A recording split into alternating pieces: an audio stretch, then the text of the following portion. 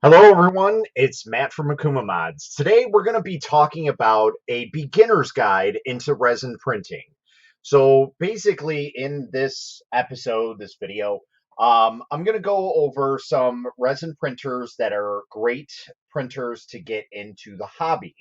Now, I will also talk about some extra stuff that I personally think are needed with resin printing if you are going to get into that type of printing, because a lot of people don't understand that they're it's not just like a filament printer where all you need to do is just buy the printer, buy the filaments. That's not the case with resin. With resin printers, you buy the printer, you buy the resin, and then there's a handful of other stuff that'll allow you to make your resin printing experience a lot easier, in my opinion.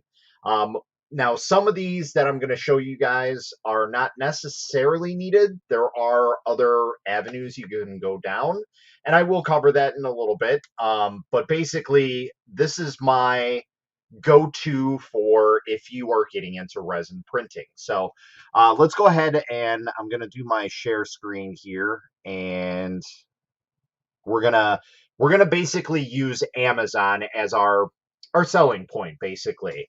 Now I'm going to provide links in the description. They will be affiliate links, so if you guys want to purchase through there, I do get a little bit of a kickback. It's nothing spectacular, but hey, maybe you'll help me out, and enough sales will buy me a 500 grams of resin or a kilogram of resin. Who knows? That's about all I get from that. So it's nothing spectacular.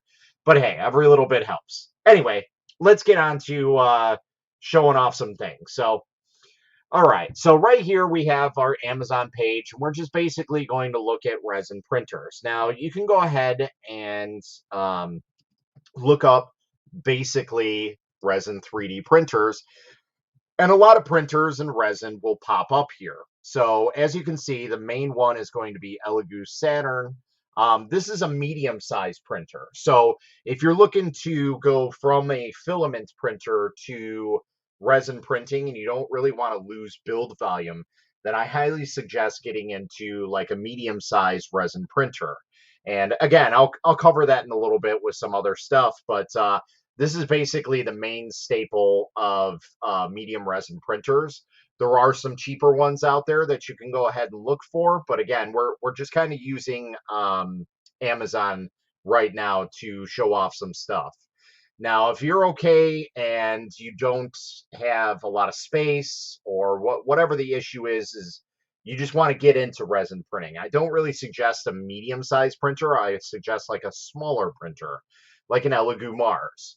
So, and the reason why you guys keep seeing Elegoo on here is because, well, they have the most sold units, they have the most reviews, so they're going to be at the top. So that's just kind of how it is. And I'm going to show you guys at least my specific ones that I tell people for go-to that are going to be either a better buy or just as good as of a buy.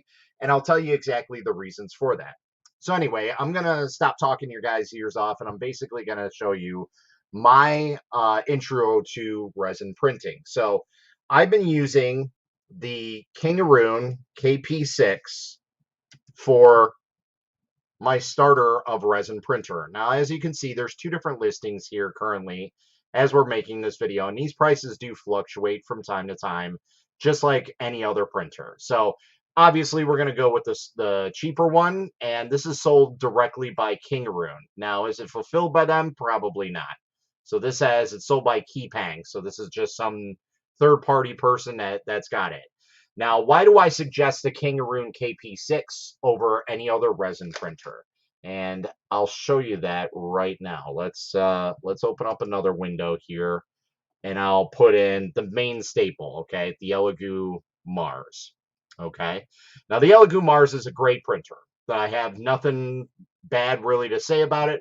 I personally haven't used an Elegoo Mars since the original one, but they are very, very good printers, and they do have a great community behind them. So if you're looking for something like that, then I highly suggest going with the Elegoo. But the differences between these two is basically This build plate here is going to be the major difference between the printers. This one has a 4-point leveling system. So you have 2 screws and then 2 screws, and you basically level it that way. It will remain level for as long as you absolutely need it to. I've never had one of these come unleveled.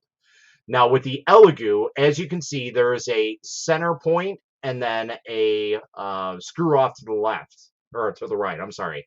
And that basically signifies that this is a pop socket or spring loaded or ball joint system. So what this does is you loosen up these 2 screws and this basically sways willy-nilly, and you can turn it 360 degrees.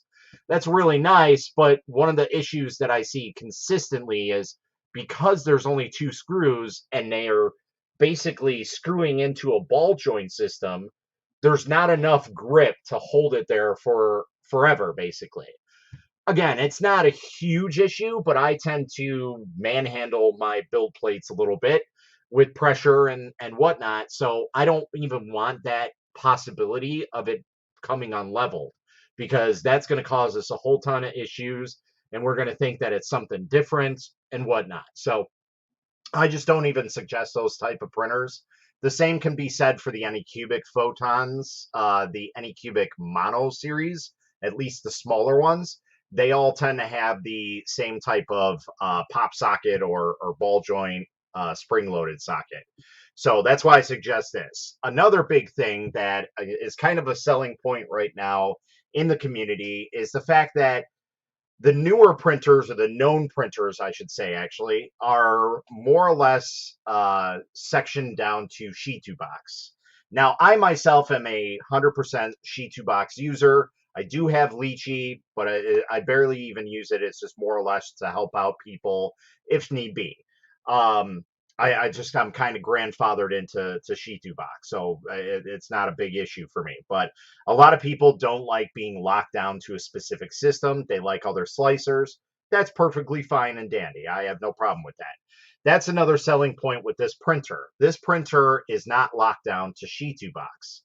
But the downside of that is you cannot use a newer version of Sheet2 box if you do happen to go that route. This comes preloaded with a 1.1.8 Sheet2 box on the USB drive that comes with this printer. And that's really all you can use for Sheet2 box because any newer versions, it's just not going to work. Like you can put in the file, you can slice it, you can do everything, but once you put it on an actual machine, it will not read it because at that point, Sheet2 box started locking down their systems, and this does not have a Sheet2 board inside of it. So basically, any printer that does not have a Sheet2 board after 1.1.8 version, you basically can't slice any file on that. It's unfortunate. I'm sure people will be working on it sometime down the road, but as of right now, you're kind of out of luck, unfortunately. So anyway, um, this is probably the best budget printer. And as you can see, our printing size is 5.1 inches by 3.2 by 7.1. So, I mean, it's got a pretty good build volume on it, especially in terms of Z heights. So I do highly suggest, the printer of this size because, it's not something that's really, really big and it's not something that's super small. So if you're wondering like what size that is, basically take the palm of your hand, put your hand like this, and that's your printing volume. It's basically your hands. Okay, maybe a little bit less, but for the most part, your hand should be like that, unless you're Shaquille O'Neal or something like that. Okay, then that's a different story. But if you're smaller size person like myself that just has a taco belly, then okay, this is basically your printing area. So that's one of the resin printers that I highly suggest. Now, the other thing to go on is resin itself. Now, as you can see here, there's tons of different resins. We have Elegoo, we have Voxelab, we have Rich Opto, we have Anycubic, and we have Elegoo again. Now, I don't suggest water washable resin because, well, for a lot of things, it's not any better than regular resin. It's super brittle, and then my main concern about it is that A lot of people think that water washable means that you can just run it under a sink tap and be done with it, and that's it. Well, the problem with that is you are literally putting chemicals down your drain and putting it into the water supply. That's a big, big no no. And a lot of people who sell water washable resin tend to show that on a lot of their advertising, is that somebody's just running it over a tap. Uh, Really, what they should be doing is if it's run over a tap, it should be a specific water supply system, like a chemical water supply system that has a specific sink. And you'll know right away because it's usually a metal tub. It has a very distinct nozzle on it and everything, or head. So I don't really suggest water washable, but if you're someone who is very, very um, personable about their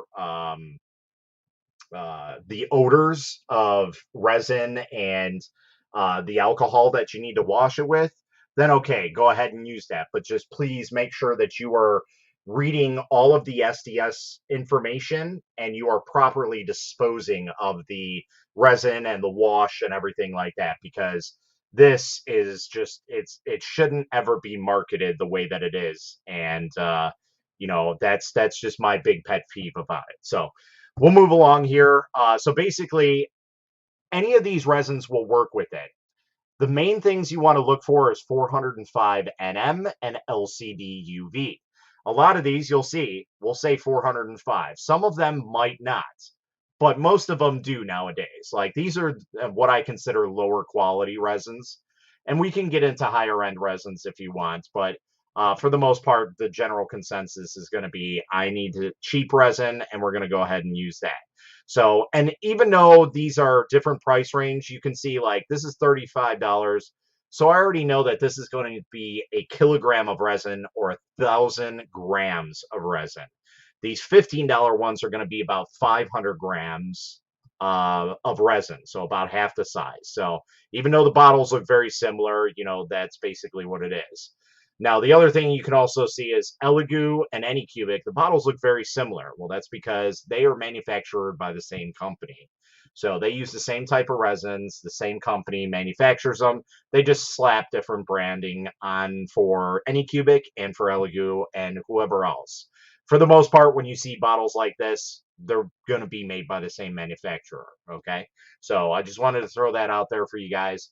Another thing that I highly suggest to people is the Anycubic wash and cure station. Now, there are different versions of that. As you can see, there's a wash and cure plus. If you guys are getting a larger size printer, I do highly suggest this. It is $250 as of right now, and there is a $30 coupon. Again, this is going to fluctuate, depending on when you're checking it out. But for the most part, this is a really, really nice wash and cure. This is what I use because most of my printers in the back here, as you can see, are larger printers. Now, I do have smaller ones, and the Kangaroo that we were just talking about is just off the screen here on my left-hand side. And, you can still use that in there perfectly fine. Now, if you are going to get the Kangaroo and you just, like I said, you're tight on space, you don't really have a lot of room, then one of these smaller ones will do just fine. Now, you can go ahead and look around and do, like cheaper ones. Again, there's ones that are 110. This is the Elegoo. Again, the same manufacturer that makes the Anycubic makes the Elegoo. These are almost identical. There's some slight variations between the two, but for the most part, they're exactly the same. And then if you want to have different buckets for washing, because I personally like to do a pre-wash and then a main wash to make sure that my main wash is always as clear as possible and the less contaminated as possible. Because if I go ahead and I use a black resin and I wash it in here, and then I use a white resin and I wash that in there, the colors can affect the white resin that I'm using. So I tend to do a pre-wash. So, but that's pretty much it. I mean, those are the two main ones that you want to focus on. Again, if you're an Elegoo person, you can go ahead with the Elegoo. That's perfectly fine. They're the same things. And I know I'm sure everybody's like, oh, what's this? Again, you can go ahead with this package, but I'm just letting you know that usually these are like the ball joint systems. Now, This one is actually the regular one. So if you want to go with this deal, this is a perfectly good deal for $319. So you get an Anycubic Photon Mono and you get their wash and cure station. That's a really, really good deal. I personally have not used any of the newer Anycubic printers. I used to have an OG Photon about 2 years ago, and I basically haven't used one since. But this is pretty much the same type of printer as the Kangaroo KP6. Again, the only big difference is it's a little bit more known than the Kangaroo. And this one, you are not locked down to Shitu box either. These are usually Android based. So you can definitely use whatever slicer you want. It is supported in Shitu box and in Lychee. So you can use either one if you want. And then there's also the Anycubic one, which uh, that's a take it or leave it situation. In my opinion, I'm going to leave manufacturer slicers 9 times out of 10. Okay. Just letting you know that right now. Now, some other things we're going to talk about are supplies, more or less. So you're going to need nitrile. I'm probably going to butcher this name. Oh, I actually got it right. Nitrile gloves. Now, you can use pretty much any brand that you want as long as they are nitrile gloves. And I do have a box somewhere around here, wherever that I last had them. Oh, right in front of me. So I usually get this, from a company that ships multiple boxes. But again, we're kind of just using Amazon services just because most of the time you guys are going to be using that. So, and again, you're going to probably look for the cheapest one, but just know that the cheaper you go, the cheaper the material. So just be weary about that. I know a lot of people use these ones just because, they're black and they work. That's very, very fine. I don't have any issue with that. And then just make sure that you're getting the right size. For me, I use medium, but on some of the other brands, I could be using a large. So just make sure that you are getting the right gloves and you're all set up with that. Another thing that's kind of optional, but a lot of people do suggest are safety glasses. Okay. And I don't use safety glasses. I actually use safety goggles. So something like this is what I would suggest a little bit more over this style because it blocks around your eyes. So I had an incident, some of you guys may or may not have seen, where I was handling a bucket of wash and cure that I had just strained out, thankfully. And basically, I went to go and move it, slipped out of my hands, and went right up my face. Now, at the time, I was not using any PPE or nothing like that. I was just kind of showing it off. Didn't think much of it. And even if I had these type of glasses on, the denatured alcohol would have came right up in my face, and these glasses would have been absolutely useless. So I actually use like DeWalt goggles, which are right here. So I use these specifically. This is a little bit overkill, but if you want to be super, super safe, then by all means, go ahead and grab these. These are a really, really great pair. I'm not a big fan of DeWalt products, but I will say that these work very, very good. So I highly suggest those. But like I said, if you're someone that just wants like something a little bit more compact, as long as you have some rings around here to protect your eyes and make it seat up against your face, then I highly suggest something like this. These are really, really nice. Stuff like this, yeah, it works. But again, you just got to be careful because you're dealing with a liquid, not so much like um, an issue where you're clipping supports and they're flying in your face. That's more or less what this is for, not a liquid situation. Liquid situation, like I said, you want something to protect your eyes from all angles. So I do highly suggest these for resin printing over something like regular shop goggles. Again, they'll work perfectly fine, and we'll just basically go from there. Another thing I want to stress that is really, really nice is a silicone mat. Now, you can basically pick up anything you want. I personally use the one from Wham Bam, but any one of these will do. And you can get like the 3-pack, you can get a single one. This one might actually be pretty good because it's got a lip on it. So, one of the cool things about silicone that a lot of people don't know is let's say I go ahead and I spill a bottle of resin on that silicone. That bottle of resin will not cure or mold to that that mat. I can just wipe it right off.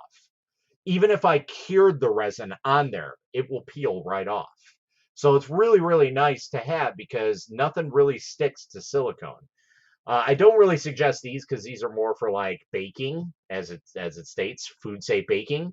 You can use them, but I just don't suggest them. Like get something like that, like something that's a colored one, like gray, black, purple, orange, red, whatever color suits you. I don't really suggest this because there's lines on it and it's just kind of hard. Unless you use that for the downside, like for a grip, then okay, that's perfectly fine. But any one of these mats you can go ahead and use. Like I said, I personally use the Wham Bam mat because it's very, very large. And with me using larger printers, it's just a nicer work around station.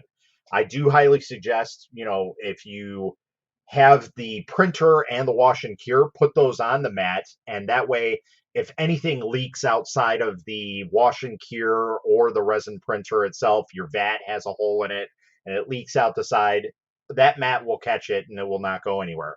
So that's why I kind of suggest more of like the pet feeding mat because it's got this extra lip on it on the sides here. So that way no resin actually drips out of it. And here you can see, it's got different colors that you can put on. And like I said, there's that lip that we're looking at. So for me personally, this would be a little bit better buy out of the other ones. Again, that's completely up to you. I personally would probably go with a ridiculous one, but again, I'm using larger printers. Any one of these will do. I probably would suggest more of the larger size, but if you want to have a little bit more extra space when you have the two wash and cure and resin printer sitting on it, then go ahead and get an extra large one. It all depends on what size and what area you have to uh, to allow yourself to have for printing purposes and cleanup purposes, because you will need a spot for your printers and then a cleanup spot. So maybe get two of the medium or two of the large or just one of the extra large. That's completely up to you. I'll let you guys decide on what one you want to get.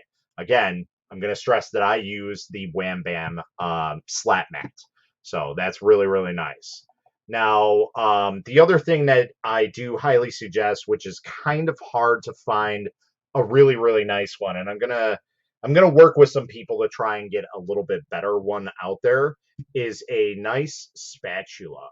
Now, trying to find this is kind of hard because when you search the word spatula, you're going to get a lot of stuff like this, but we're going to look specifically for a metal spatula. And again, a lot of these are going to come up, but you're kind of looking for something like this. Now, this is a little bit overkill. Something like this might work okay, but more or less you want like something for painting or drywall. So you can also look for a drywall spatula.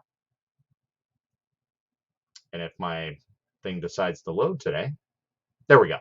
So a kit like this works perfectly fine. 9 times out of 10, when you get a printer, they're going to come with something like this. That's great. They're also going to come with a plastic one. So the plastic one is more or less if you're going to use it inside the vat, that's what you're going to use it for.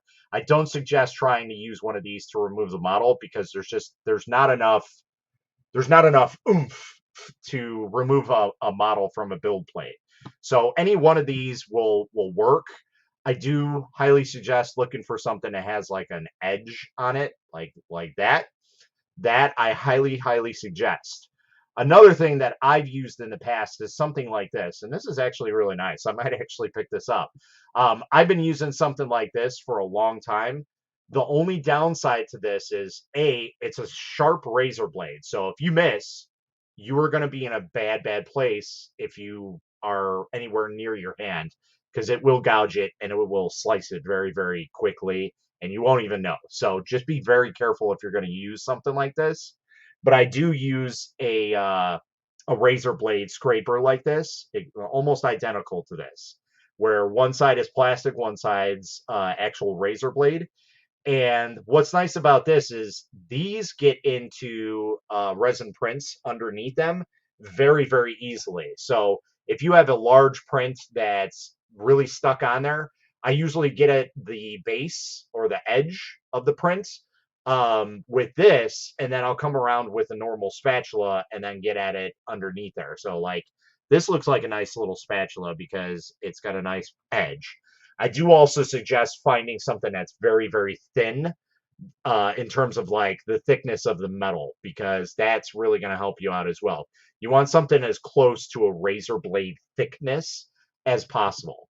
And this helps even more because this kind of keeps it away from you and you're not like right there trying to get at it. And 9 times out of 10, I nick my thumb on the model or I'll press it in there and it'll break the model. So this is actually really, really nice. So I'm going to probably end up purchasing this after this video, just because I like to have that type of stuff with me.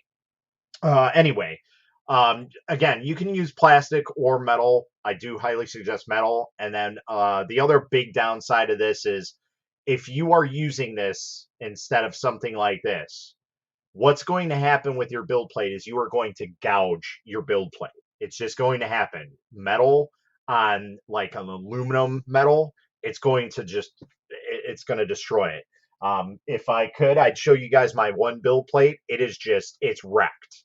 And that's just because I've used specifically this on that printer alone since the beginning. And it's been 3 years since I printed with it. And it's just, it looks like a car accident, basically. It's really bad. But again, I do highly suggest having this along with this. So if your printer comes with something like this, as long as it's got an edge on it, then go for it. Then you're perfectly fine. Like I said, usually most printer manufacturers include something like this and then a plastic spatula, something like that, usually. But most don't. So it all depends on who you're going to spend money with, what have you. And again, you can go ahead and look through here. You know, if you're a DeWalt person, you can go ahead and see if they got something for you. And you could just basically look through here and see what best fits your needs. I have my very specific scrapers that I use, and I swear by them. And unfortunately, the one that I use, which is this one, I can't seem to find anywhere. So I got to do a little bit more research, but that came with my EPAX printer, and it is by far the best scraper I have ever had. It's basically a good in between of a scraper and a razor blade, so it's perfect for what I need. So other than that, I mean, paper towels is another thing that you're going to use. I do highly suggest shop towels just because they're easier for cleanup and things like that. But you can use regular paper towels. You guys have probably seen a lot of them laying around. I use those just because I get them in bulk, and that's what I personally use. But really, the best thing to use is some sort of shop towel. Again, I know they're a little bit more expensive, but you know, if you have the money to spend on it, I do highly suggest them. If you're like me and you just want to go on a little bit more budget friendly, then paper towels are perfectly fine. Just make sure you properly cure them if you're going to throw them away. Um, the last thing and most important thing that I'm going to show you is IPA, or isopropyl alcohol, which I am going to destroy its name. So I'm just going to use the suggestion on Amazon. So isopropyl alcohol. Now, this is something that gets asked all the time. What percentage of alcohol do I need? We have 91%, 99%, and then there's 70%. I'm not sure if there's anything else than that. I just know of those ones. And pretty much any one of these will work. I personally have moved away from isopropyl alcohol, and I use specifically denatured alcohol. And you can find that if you're in the United States watching this, you can find that at Home Depot in the paint section. It's labeled literally as fuel. So just be very careful if you have anything that can cause a flame or sparks. Just be careful using either one of these because you're using straight alcohol in a way. So they are highly flammable and they do stink to high heaven. So I personally think that, you know, if you are going to utilize these, just make sure that you are using a mask or anything like that. That's another thing I'll touch on a little bit, some extra additive things depending on where you are. So again, filtered masks Most of you guys probably have this with what's going on in the world. This is a little bit overkill, but hey, if you want to do that, by all means, go ahead and do it. But any normal type mask will do perfectly fine. In my opinion, if you want a little bit better respirator type one, okay, go ahead and get something like that. I don't really suggest these because they have a specific thing that, they're kind of like a rebreather in a way, so they don't really work. I suggest using some sort of mask like this. Again, some companies include a handful of those with the system. I don't suggest anything that brings in air, nothing like that, that has a breathing hole in it, unless that's actually an active filtering system. Like the ones that I use are custom made. They are basically these with custom cutout filter system in them. So, that's basically another option that I suggest. I personally don't use them because I'm in a larger area and I don't really have an issue with that because I also have active filtering going on. So I have a tower fan that is actively filtering. And that's another point I'm going to touch on as a additive feature. Elegoo does make these nice little air filters that you can use with your resin printer. The only downside is they are rechargeable. So, you got to keep charging them every time you use them, but they are really, really nice. Make sure that you lift off the cap and remove the plastic from the carbon active filter. Otherwise, these are going to be absolutely useless. And as you can see, I have purchased these in the past. I do have them right here. I don't really use them, but it was just kind of something that I tested out and wanted to see how well they work. And they work very, very good, especially if you use two of these on a smaller printer.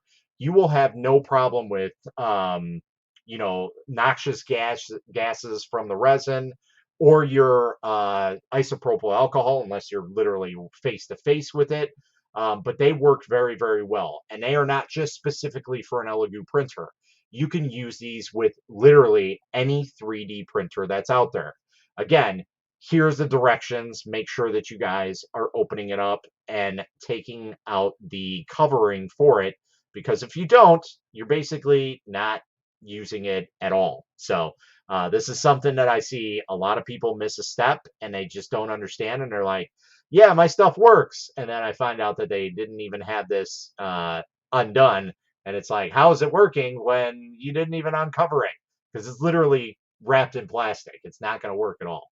So anyway, just make sure that you remove that from the top there and get it all situated. This is basically the package right here. And these are going for $20 to $23 right now. Again, these prices fluctuate from time to time.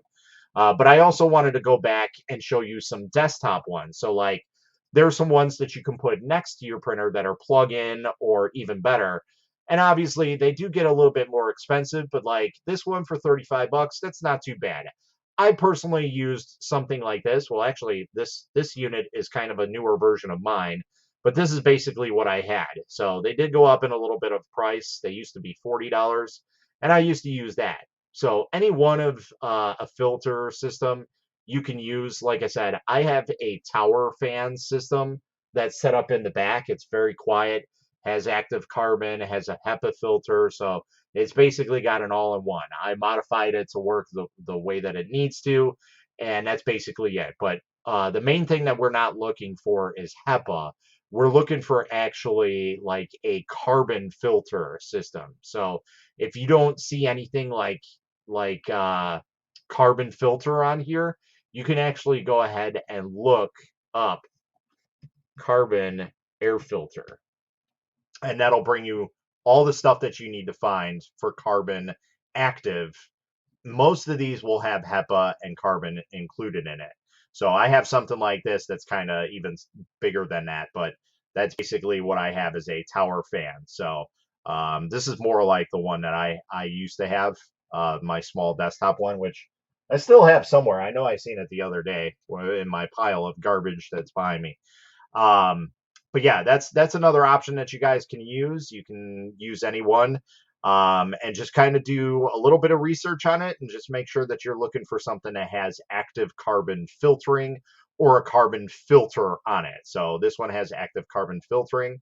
So this is actually a really, really nice system. So again, this is a plugin, and it basically shows you like, here's the grades, here's all the setups, excuse me, geez. And then the HEPA filter all at the end. So this is actually a really, really nice system for about double the price. Really, that's entirely up to you if you want to get something like that. I personally like this a little bit more than the Elegoo ones, only because the Elegoo are made to run off of battery power. That doesn't necessarily mean you can't rig something to have like a Y splitting micro USB and then have that tied into a power pack or a plug and just have it the cords come out the back of your resin printer. But it kind of makes it a little bit janky. That's completely up to you. You guys can go ahead and use that. But I think that's pretty much it. I'm sure I'm missing something, but those are the basics that I wanted to cover with you guys and make sure that you are knowing information wise at least what printers I at least suggest and what products I personally would use if I was first getting into it. Now I'm going to cycle back around to medium-sized printers, and one of the other ones that I do suggest is Voxelab Proxima. This one recently came onto the market as a really, really cheap printer, and it's basically an Elegoo Saturn, but on a cheaper thing. So we saw that the Elegoo Saturn was $400, $499. I'm sorry, and this one is $399. It's the same system, and yes, there's two versions. There's a regular one and there's a Pro. They're not much different. They're both going to do the same exact thing, and they are larger size printers. They both have an 8.9-inch screen, 4K monochrome resolution, and so they are very, very fast. And they are both almost the same price. So you can choose your design. They're both going to work the exact same way. They're not going to be any better than the other.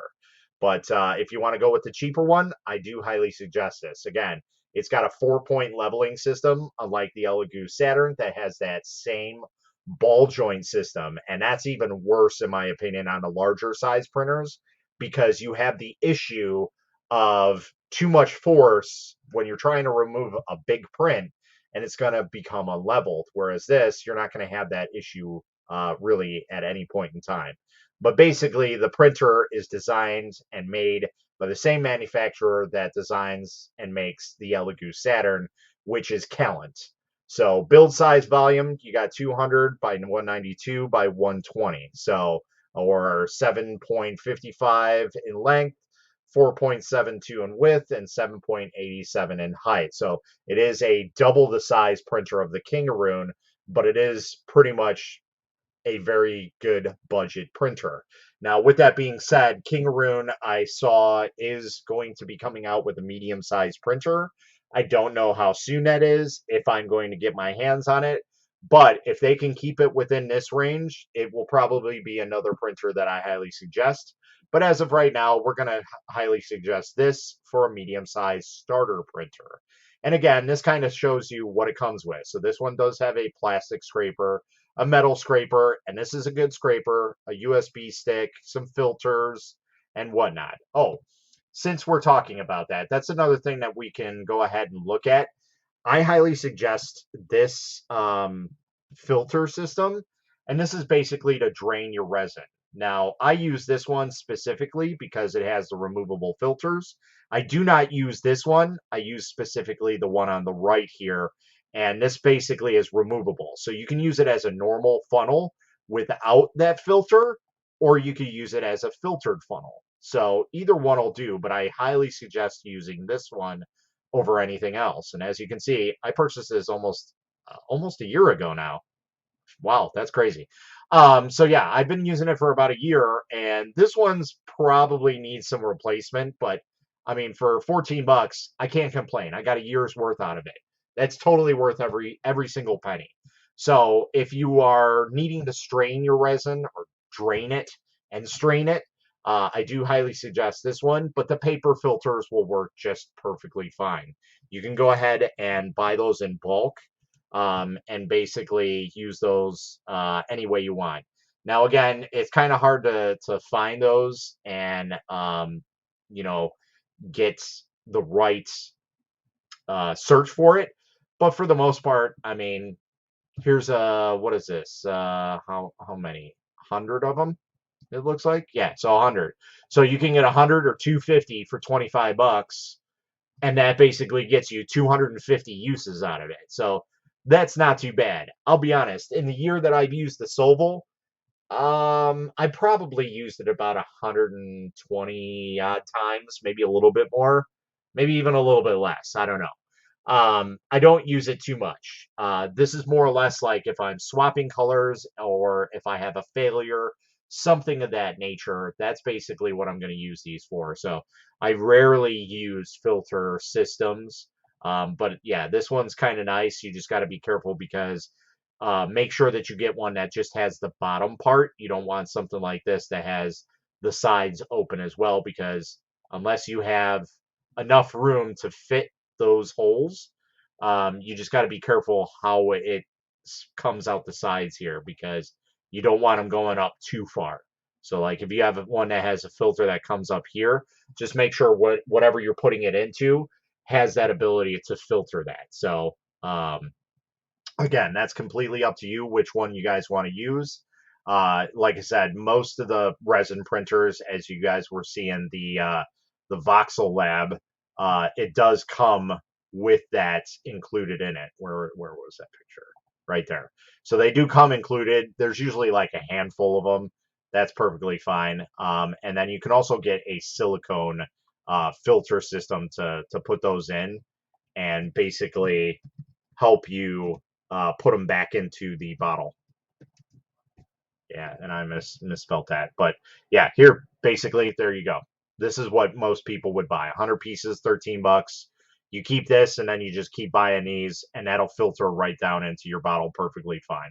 So that's more or less what you want. You don't want to just take this and put it onto your resin bottle. So I hope this helped you guys out. That's pretty much where I'm going to leave it at right now. And if you guys got any questions, comments, concerns, go ahead and put them down below, and I will try and reach back to you as soon as I possibly can. If this video helped you in any way, shape, or form, go ahead and give that a thumbs up. And until next time, guys, happy printing.